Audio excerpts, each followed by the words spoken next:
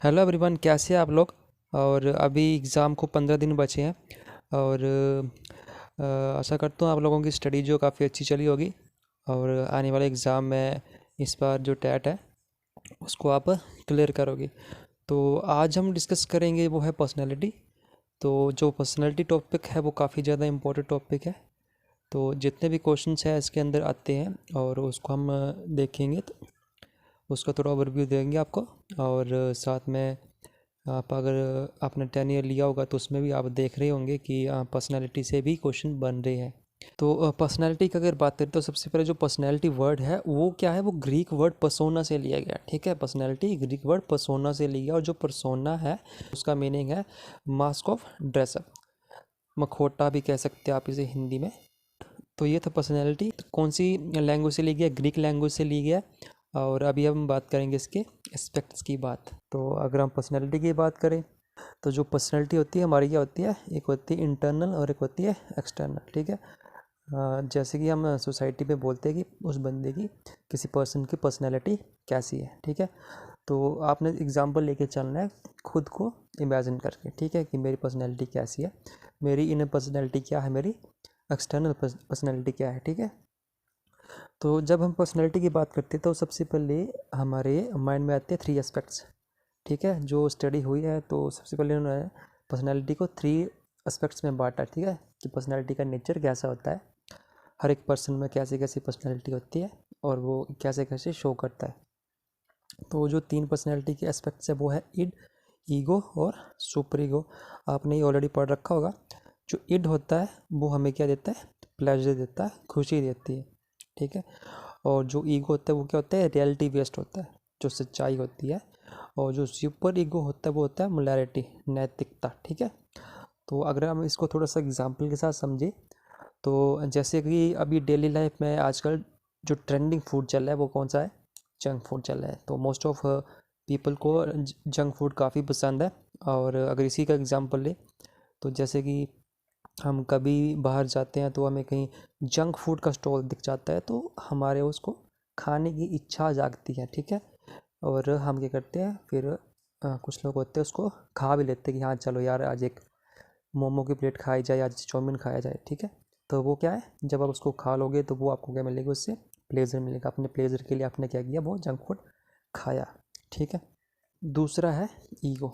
तो ईगो क्या है, रियलिटी, जो सच्चाई है। आपको पता है कि जंक फूड खाऊंगा तो ये हेल्थ के लिए बिल्कुल भी अच्छा नहीं है, ये आपको हार्म करेगा। ठीक है, आपको इसको रियलिटी पता है। ठीक है, कि कैसे बना होता है, क्या हाइजीन होती है इसकी, कैसे कैसे तरीके से कौन कौन सा मटेरियल इसमें यूज़ होता है। ठीक है, तो आपको सच्चाई पता है, लेकिन क्या है, आपका जो ईड है वो आपकी ईगो के ऊपर है भी है। तो आप उसको आपको क्या करते हैं, उसको प्लेजर के लिए खा लेते हो। ठीक है, तो अगर अब सुपर ईगो की बात करें तो सुपर ईगो में ये सिमुलैरिटी क्या बोलती है आपकी, कि आपकी अंदर आत्मा बोलते हैं जिसको, कि आपकी नैतिकता, अंदर की आत्मा जागी है। आपको पता होना चाहिए कि नहीं, ये जंक फूड नहीं खाना है, अगर इसको मैंने खा लिया तो मेरी हेल्थ क्या ख़राब हो जाएगी, हमारी बॉडी के लिए। ठीक है, हमारे स्टमक के लिए बिल्कुल भी ठीक नहीं है। इंटेस्टाइन, स्मॉल इंटेस्टाइन होगी, लार्ज इंटेस्टाइन होगी। ठीक है, तो उसके लिए बिल्कुल भी ठीक नहीं है। तो क्वेश्चन किस तरीके से बनता है कि आपको एक एग्ज़ाम्पल दे दिया जाएगा, कोई सिचुएशन दे दी जाएगी, और उसमें से आपको क्वेश्चन पूछा जाता है कि कौन सा स्टेज, कौन सा स्टेप ऐसा है जिसमें आप ये ईगो, ये ईड या फिर ये सुपर ईगो को रिप्रेजेंट कर रहा है। तो ऐसे क्वेश्चन बनते हैं। तो आप जब इस क्वेश्चन को समझ जाओगे, इस एस्पेक्ट्स को, तीनों एस्पेक्ट्स को समझ जाओगे, तो आप खुद के एग्जाम्पल बना सकते हो कि हाँ, जो हमारे डेली लाइफ में यूज़ हो रही है, हम चीज़ें कर रहे हैं, तो वह कहाँ, वहाँ पर कैसे ईड, ईगो और सुपर ईगो यूज़ हो रहा है। ठीक है, तो उस बेस पे आप इसको अच्छे से क्लेरिफाई कर पाओगे और एग्ज़ाम में अगर क्वेश्चन आएगा तो उसको सोल्व कर पाओगे। नेक्स्ट जो इम्पोर्टेंट क्वेश्चन इसमें से बनता है कि जो टाइप ऑफ पर्सनैलिटी है वो किसने दिया था। तो टाइप ऑफ पर्सनैलिटी दी थी चार्ल्स जंग ने। तो इसका नाम जरूर याद रखना अपने, चार्ल्स जंग टाइप ऑफ पर्सनैलिटी दी थी। ये भी काफ़ी ज़्यादा इम्पोर्टेंट है और एग्ज़ाम में इसको पूछा जा सकता है। इन्होंने पर्सनैलिटी को 2 टाइप में बांटा था, फर्स्ट है इंट्रोवर्ट और सेकंड है एक्सट्रोवर्ट। तो काफ़ी ज़्यादा इंपॉर्टेंट है। डेली लाइफ में भी इंट्रोवर्ट और एक्सट्रोवर्ट सुनते हैं और आपको इनके बारे में पता ही होगा। तो फिलहाल तो आपको यही याद रखना है कि दो टाइप दिए थे, कौन कौन से, इंट्रोवर्ट और एक्सट्रोवर्ट दिए थे, ठीक है। तो नेक्स्ट है आइजैक, ठीक है। इन्होंने भी पर्सनैलिटी के टाइप्स दिए थे। इन्होंने पर्सनैलिटी को 4 टाइप्स में बांटा था। फर्स्ट है इंट्रोवर्ट, फिर है एक्सट्रोवर्ट, फिर है न्यूट्रोटिक, और जो लास्ट है वो है साइकोटिक, ठीक है। तो इन्होंने ये 4 टाइप में इसको बांटा था। ये काफ़ी ज़्यादा इंपॉर्टेंट है, ये भी एग्ज़ाम में पूछा जाता है, ठीक है। तो इसको भी आपने याद रखना है। फिर जो इसमें क्वेश्चन बनता है वो है फिजिकल बेस्ड पर्सनैलिटी टाइप किसने दी थी। तो जो फिजिकल बेस्ड पर्सनैलिटी टाइप दी थी वो दी थी शेल्डन क्रिचमर ने, ठीक है। तो ये बस आपको इतना से याद रखना है और इनका नाम याद रखना है, और बाकी डिटेल में जाने की ज़रूरत नहीं है। फिर आता है मोस्ट इम्पोर्टेंट टॉपिक पर्सनैलिटी से, और हर बार इसमें से क्वेश्चन आ ही जाता है, ठीक है। तो नेक्स्ट टॉपिक है सम डिसऑर्गेनाइजेशन इन पर्सनैलिटी, ठीक है। तो कुछ डिसऑर्डर होते पर्सनैलिटी को लेकर, तो उसके बारे में भी हमेशा क्वेश्चन में पूछा जाता है। तो चलिए देखते हैं। सो सबसे पहले सोमनबलिज्म। जो सोमनबलिज्म क्या होता है कि स्लीपिंग डिसऑर्डर्स को कहते हैं कि किसी बंदे को, किसी पर्सन को नींद में चलने की बीमारी होती है। तो सोने से आप इसको रिलेट कर सकते हो, ठीक है। तो इस पर आप ये टिक लगा सकते हैं, सोना, सोमना, सोना, ठीक है। तो इसके साथ आप इसको टिक के साथ इसको याद कर सकते हो। फिर सेकंड है एमनीशिया, सबसे इम्पोर्टेंट, एमनीशिया की भूलने की बीमारी, ठीक है। मेमोरी बेस, मेमोरी लॉस जो बीमारी होती है कि भूल जाता है बंदा, तो एमनीशिया ये काफ़ी ज़्यादा इम्पोर्टेंट है, ठीक है। थर्ड है हिस्टोरिया, जिसमें क्या होता है कि ये बंदा जो है कहीं भी हंसना शुरू कर देता है, किसी भी सिचुएशन में कभी भी हंसना शुरू कर देगा, और कभी भी रोना शुरू कर देगा। उसका जो इमोशन है उसके ऊपर उसका कंट्रोल नहीं होता, ठीक है। हंसना, रोना से, हंसने से आपको हिस्टोरिया, हंसना हिस्टोरिया याद रख सकते हो, ठीक है। फोर्थ है मल्टीपल पर्सनैलिटी। मल्टीपल पर्सनैलिटी में क्या होता है कि जो पर्सन होता है वो कुछ दिनों के लिए कुछ चीज़ें भूल जाता है, फ्यू डेज़ के लिए क्या होता है, उसकी जो मेमोरी है वो लॉस हो जाती है, ठीक है। तो मल्टी मतलब कि कुछ दिनों के लिए आप कर सकते हो इसको याद, ठीक है। नेक्स्ट है न्यूरोस्थेनिया। इसमें जो पर्सन है वो क्या है, उसको थका थका वो फील करता है, वह काम नहीं भी करता है लेकिन वो बिना काम के थका हुआ फील करता है, ठीक है। नेक्स्ट है स्किज़ोफ्रेनिया। इसमें जो पर्सन होता है वो खुद को नशे में ही रहने लायक जैसे फील करता है, कि जो बंदा है वो खुद ऐसा लगता है कि वो एक नशे में रह रहा है, उसका जो दिमाग है वो चकरा रहा है, जैसे नशा करता है कोई तो उसको जो वो फीलिंग आती है वैसी फीलिंग वो महसूस करता है वहाँ पर, ठीक है। तो ये थे कुछ डिसऑर्डर जो कि पर्सनैलिटी को इफ़ेक्ट करते हैं। और जो पर्सनैलिटी बेस्ड जो थेरेपी होती है, जो साइको एनालिटिक जो थेरेपी होती है, वो होती है टॉक थेरेपी। तो ये भी काफ़ी ज़्यादा इंपॉर्टेंट क्वेश्चन है। तो टॉक थेरेपी के बारे में भी एग्ज़ाम में पूछ ली जाता है। तो साइको एनालिटिक के पास जाता है, टॉक थेरेपी करते हैं वो, ठीक है। अब हम बात करेंगे सिगमंड फ्रॉइड की थ्योरी के बारे में। जो सिगमंड फ्रॉइड, उन्होंने पर्सनैलिटी के ऊपर काफ़ी ज़्यादा वर्क किया। जो चाइल्ड की पर्सनैलिटी होती है उसके ऊपर उन्होंने काफ़ी ज़्यादा वर्क किया। तो उसी से रिलेटेड इनके बारे में थोड़ा सा पढ़ लेते हैं। तो सबसे पहले ये ऑस्ट्रिया के न्यूरो सर्जन थे। तो इनकी जो थ्योरी थी उनको साइको एनालिटिक, साइको डायनेमिक और साइको सेक्सुअल थ्योरी भी कहते हैं, ठीक है।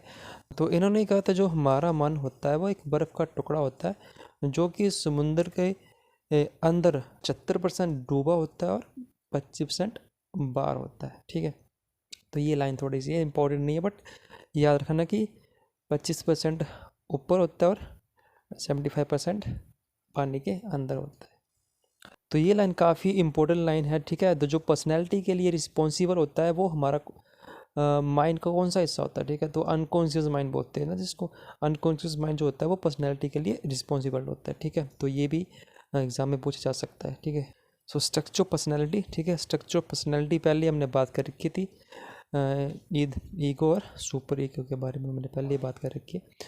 लेकिन इसमें सिगमंड फ्रॉइड ने 2 चीज़ें ऐड की थी, फर्स्ट और थ्रस्ट। बात कीजिए, जो फर्स्ट होता है वो लाइफ की विशेस होती है, खुशी होती है, जो पॉजिटिव जो मोमेंट्स होते हैं, खुशी देने वाले अच्छे होते हैं जो मोमेंट, उनको फर्स्ट बोलते हैं। जो थ्रस्ट जो होता है वो दुख मोमेंट्स होते हैं, जो दुखी विशेस होते हैं, ठीक है। सैडनेस हो गया, डेथ हो गई, फिर डिप्रेशन हो गया, जो भी ये ऐसी दुखी वाली इच्छाएं होती है ना उसको थ्रस्ट बोलते हैं, जो खुशी वाली उसको फर्स्ट बोलते हैं, ठीक है। तो ये 2 जो टर्म है उनको याद रखना, ठीक है। फिर सबसे ज़्यादा मोस्ट इम्पोर्टेंट जो चीज़ है वो है साइकोसेक्सुअल थ्योरी, जो इन्होंने दी थी स्टेजेस ऑफ पर्सनैलिटी में। तो स्टेजेस ऑफ पर्सनैलिटी में साइकोसेक्सुअल थ्योरी में जो इन्होंने बात की थी वो है इसमें लाइबिडो की बात की थी। तो जो लाइबिडो है ये काफ़ी ज़्यादा इंपॉर्टेंट है, ठीक है। लाइबिडो क्या होता है, हमारी इच्छाएं होती है, ठीक है।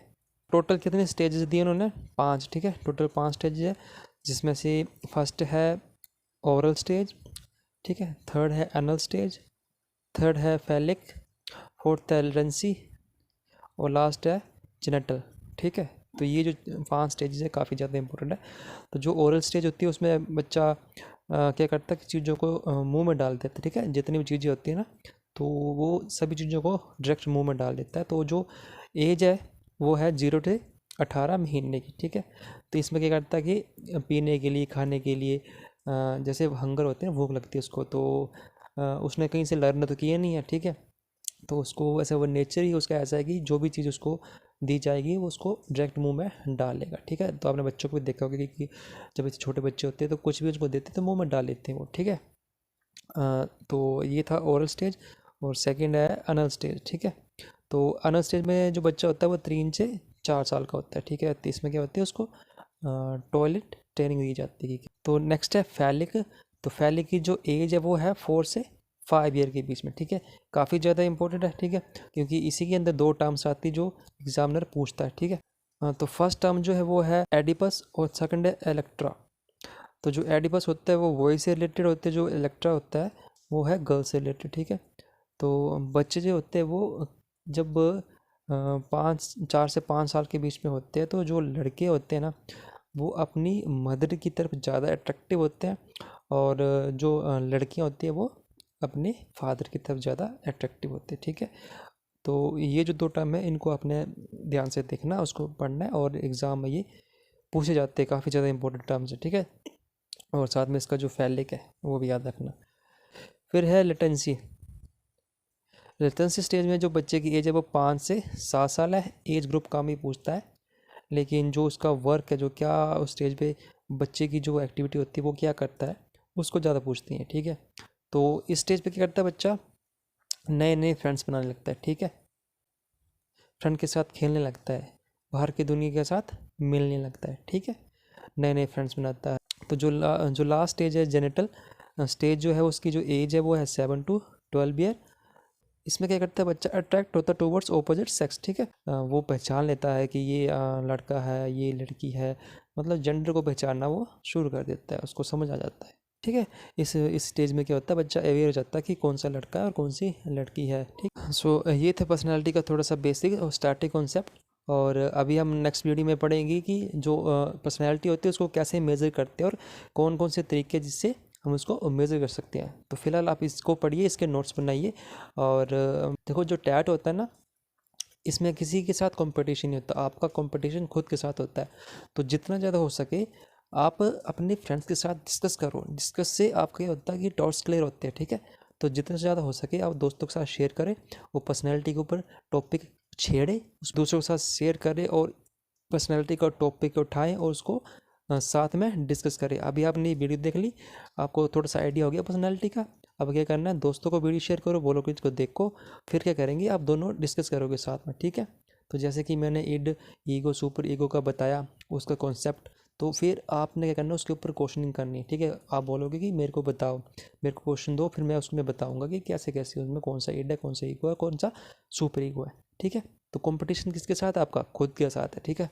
तो इसमें कोई जलसी फील नहीं करनी कि हाँ कि मेरे उसके मार्क्स इतने कम है, उसके ज़्यादा है, तो इसमें कोई मैटर नहीं, बस आपको पासिंग मार्क होता है, उसको अपने को पास करना होता है सबको, ठीक है। सो आज के लिए बस इतना ही। अगर वीडियो अच्छी लगी तो इसको लाइक करें, और अपने दोस्तों के साथ भी शेयर करें, और साथ में चैनल को जरूर सब्सक्राइब करें।